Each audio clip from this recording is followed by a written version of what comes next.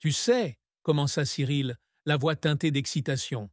Je n'aurais jamais pensé être assis ici à parler de mon propre mariage. J'ai toujours été quelqu'un qui vit l'instant présent, concentré sur le travail, les émissions de télévision, le public. Mais maintenant, je me surprends à rêver d'un jour spécial, le jour où je me retrouverai devant la personne que j'aime, prononcerai mes vœux et commencerai un nouveau chapitre de ma vie. Il s'arrêta, regardant par la fenêtre, où les feuilles d'automne tombaient doucement sur le trottoir.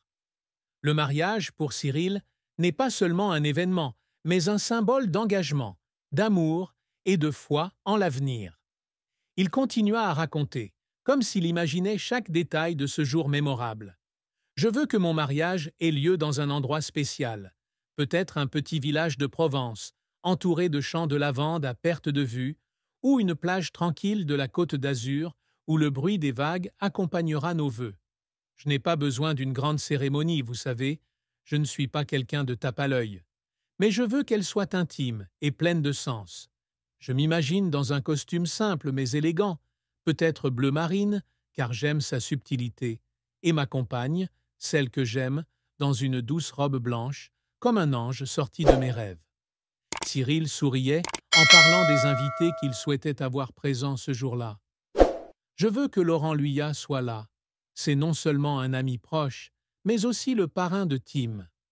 Je veux qu'il soit là, qu'il soit témoin du moment où je me dis oui. Et bien sûr, je veux que ma mère soit là, celle qui m'a soutenu dans les bons comme dans les mauvais moments. Je l'imagine pleurer. Elle pleure toujours dans ces moments-là, mais ce seront des larmes de joie.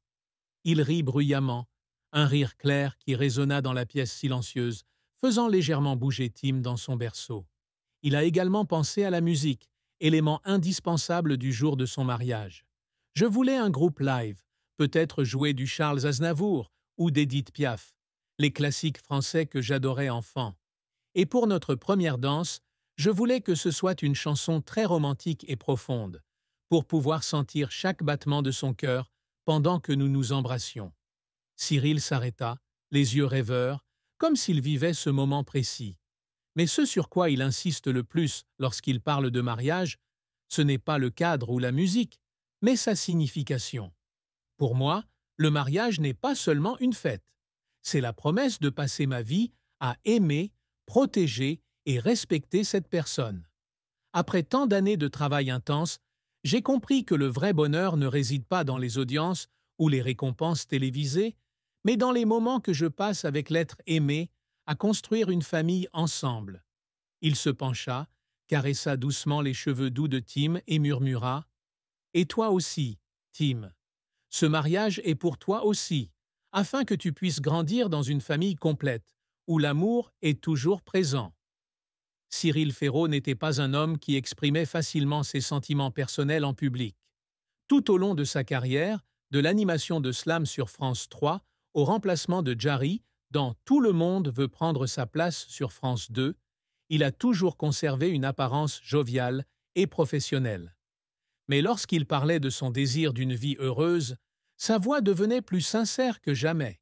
« Je ne demande pas grand-chose », a-t-il déclaré. « Juste une vie simple, où je peux me réveiller chaque matin à côté de la personne que j'aime, entendre le rire de Tim et savoir que je vis l'appel de mon cœur. » Il a parlé des jours chargés du passé où il n'avait pratiquement pas de temps pour lui. Il y a eu des semaines où je tournais 6 émissions par jour, du petit matin jusqu'à tard le soir. J'adorais mon travail, vraiment, mais je me demandais parfois si je passais à côté de quelque chose de plus important. À la naissance de Tim, tout a changé. J'ai compris que le bonheur ne résidait pas dans les applaudissements du public, mais dans le sourire de mon fils quand je le tenais dans mes bras. Et maintenant, quand je pense à mon mariage, je sais que le vrai bonheur, c'est d'avoir une famille à retrouver après une longue journée. Cyril imagine sa vie heureuse comme une image simple mais chaleureuse. Je veux que le week-end, mon partenaire et moi préparions le petit déjeuner dans la cuisine. Peut-être des crêpes, ou des croissants, ou quelque chose de français.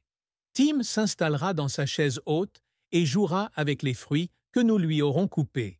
Ensuite, nous irons nous promener au parc, ou nous irons en voiture en banlieue, où je pourrais lui apprendre à jouer au foot ou simplement m'asseoir sous un arbre et lui raconter une histoire. Il sourit, ses yeux s'illuminant alors qu'il imaginait ces moments. Mais le bonheur, pour Cyril, ne se résume pas à des moments heureux. Je sais